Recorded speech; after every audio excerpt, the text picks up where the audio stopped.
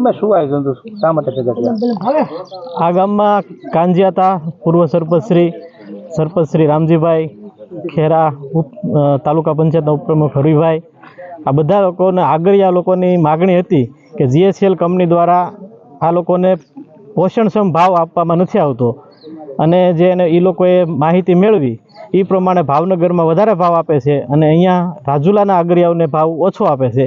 એટલા માટે આ લોકો કંપનીના વિરોધમાં અહીંયા કંપનીનું કામ માટે ઉગ્ર રજૂઆત કરવા માટે આવેલા હતા. એમાં બધા અમે આવ્યા છીએ. માંગણી નહીં પૂરી કરે તો આગળનું કાંઈ આયોજન?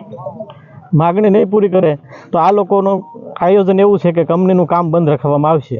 મારું નામ Gujaria Ranjit, advocate, high court Ranjit Gujaria advocate. આ જીએસસીએલ કંપની વર્ષોથી અમારા ગામમાં અમારી જમીન વાપરી અને મીઠા ઉત્પાદન કરે છે અને શોષણ કરે છે.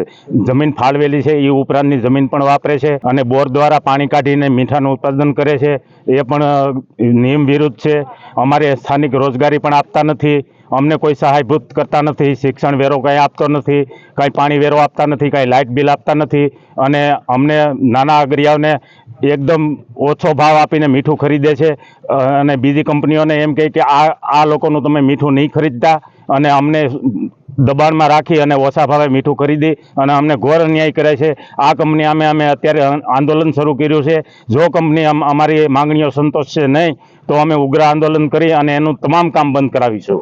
ચૌહાણ કાનજીભાઈ લખણભાઈ, પૂર્વ સરપંચ, સાંસગામ પંચાયત. હાલનો કામ એવો હતો કે આ જીએસએલ કંપની વાળાએ ભાવનગર ગયા અને ભાવનગર 1008 રૂપિયા નિમકના ભાવ આપ્યા. હવે અહીંથી 250 રૂપિયા ભાડું વધે એટલે 1258 થી માલ ખરીદ્યો ને અહીંયા આ ગરીબ અગરિયા છે, બધા નાના 80 જેટલા દયા કર્યા છે, અગરિયા છે.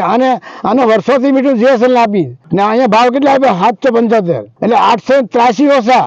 એમ છતાં અમે શું કહીએ કે અમને 1008 આપો. એટલે 233 રૂપિયા ઘટે છે એ અમે માગી, અમને 1008 આપો. બધા ભાવ છે અમને આપો. આ અમારી માગણી છે.